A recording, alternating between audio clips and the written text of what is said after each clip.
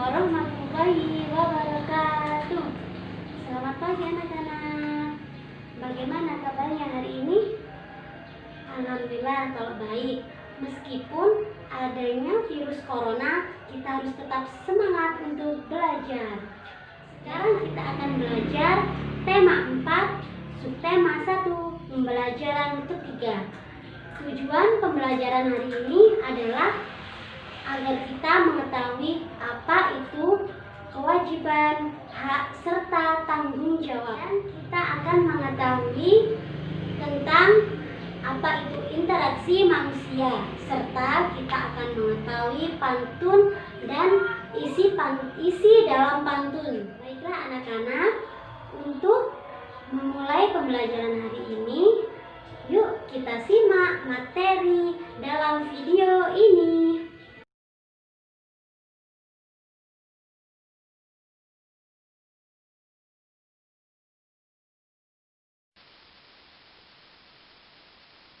Tema 4, subtema 1, pembelajaran ketiga.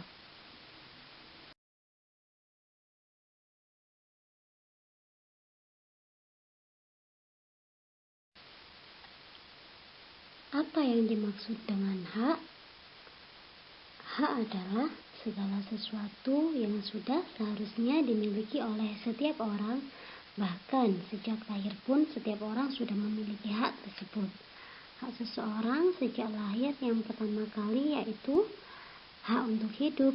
Contohnya dari hak adalah kasih sayang, tempat tinggal, makan, perlindungan, serta bermain dengan teman.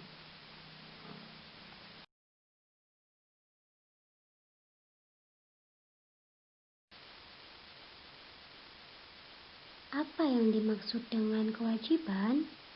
Kewajiban adalah sesuatu yang harus dilaksanakan atau dilakukan. Kewajiban harus dilakukan dengan penuh rasa tanggung jawab. Contoh dari kewajiban, contohnya seperti kalian anak-anak sebagai pelajar, apa kewajibannya? Contohnya seperti menjaga lingkungan sekolah, menghormati setiap warga sekolah, dan lain-lain.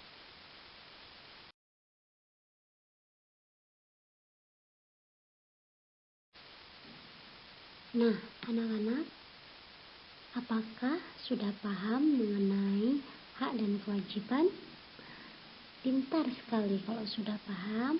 Kalau sudah ada hak dan kewajiban, pastinya seseorang juga memiliki tanggung jawab. Nah, di sini Ibu akan menjelaskan apa itu tanggung jawab.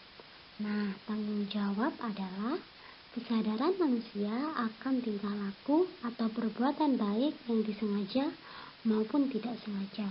Contohnya, tanggung jawab kita kepada Tuhan, tanggung jawab kita kepada diri sendiri, kepada keluarga, kepada masyarakat, serta kepada bangsa dan negara.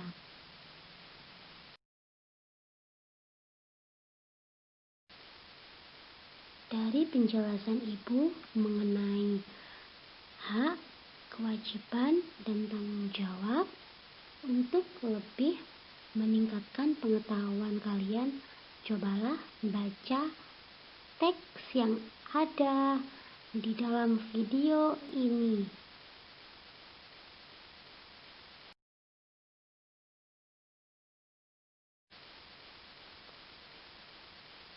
Setelah kalian memahami apa isi dari teks tersebut, carilah apa saja contoh dari hak, kewajiban, dan tanggung jawab dari warga masyarakat yang ada dalam teks bacaan tersebut. Tulislah jawaban kalian pada kolom di bawah ini.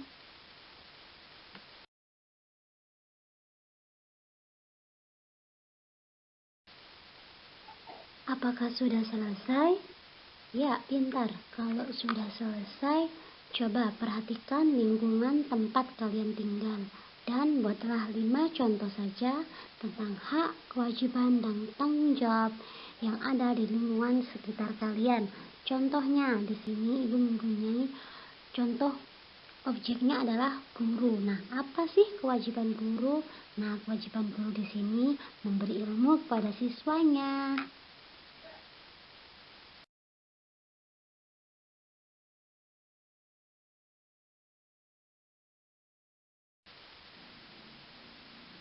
Setiap orang pasti memiliki hak, kewajiban, dan tanggung jawab masing-masing.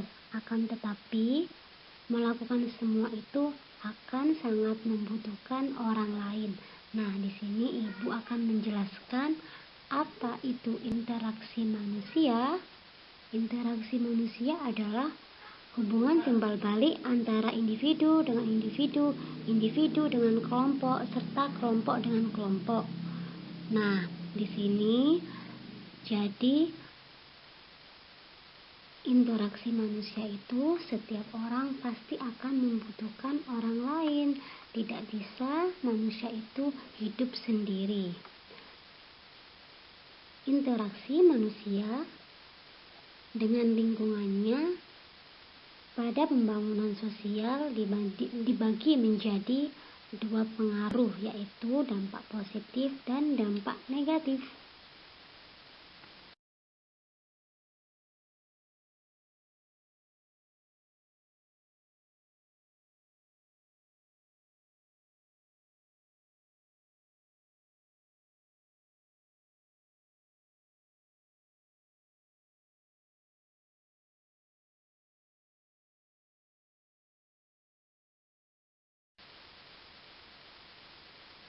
Dampak positif interaksi manusia terhadap pembangunan sosial budaya, diantaranya berkembangnya ilmu pengetahuan dan teknologi, menciptakan jenis-jenis lapangan pekerjaan yang baru, semakin banyaknya tenaga kerja yang profesional, efektivitas dan efisiensi kerja semakin meningkat.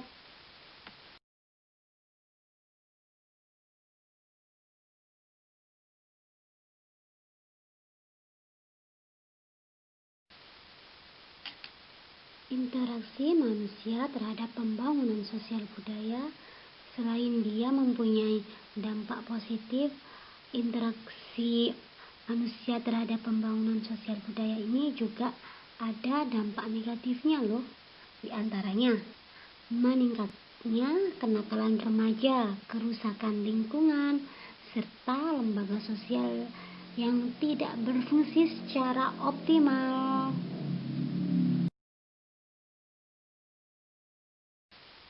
Dari penjelasan Ibu mengenai tentang interaksi manusia terhadap lingkungannya, apakah ada yang belum paham?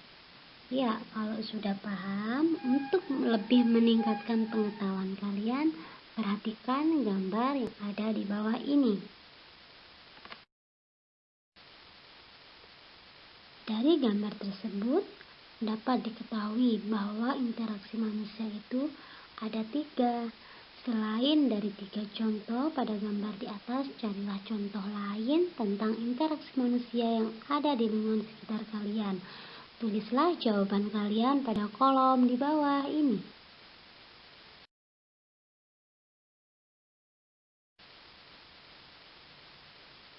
Apakah sudah selesai, anak-anak? Ya, pintar sekali. Kalau sudah selesai, sekarang Ibu beri tugas lagi. Coba amatilah di lingkungan tempat tinggalmu. Identifikasi upaya warga masyarakatnya dalam meningkatkan pembangunan sosial budaya. Tuliskan hasilnya pada kolom berikut. Contohnya, tadi Ibu sudah mengatakan bahwa dalam pembangunan sosial budaya ada dampak negatif, yaitu tidak berfungsinya lembaga sosial dengan secara optimal. Nah, di sana bagaimana upaya yang dilakukan warga masyarakat dalam meningkatkan pembangunan sosial budaya tersebut.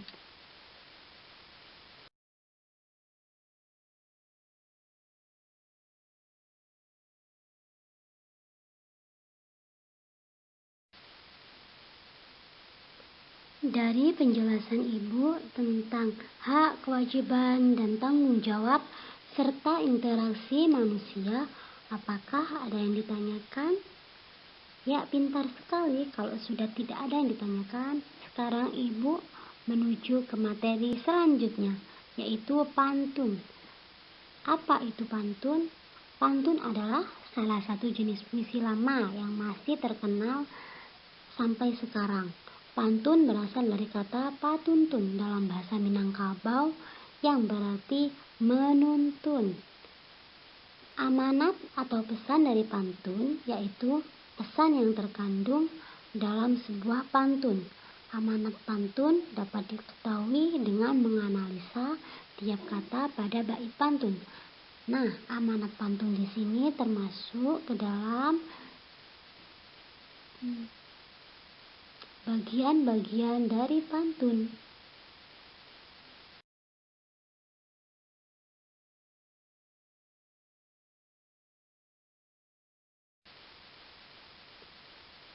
Anak-anak, di sini ibu mempunyai 2 buah pantun. Dari kedua pantun di atas, coba apa isi pesan yang terkandung di dalamnya. Isilah pada kolom di bawah ini.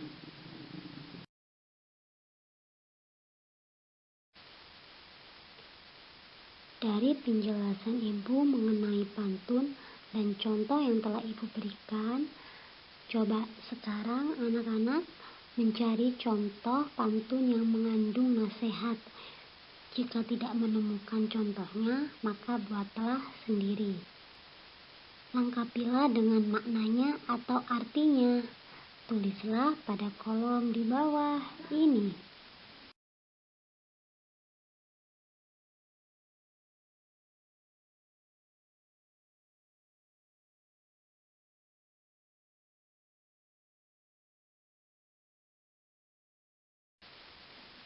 Apakah sudah selesai, anak-anak? Pintar sekali kalau sudah selesai untuk mengasah lebih dalam lagi pengetahuan kalian dan mengembangkan pengetahuan kalian. Sekarang ibu akan memberikan soal evaluasi. Kerjakan soal evaluasi ini di buku tugas kalian.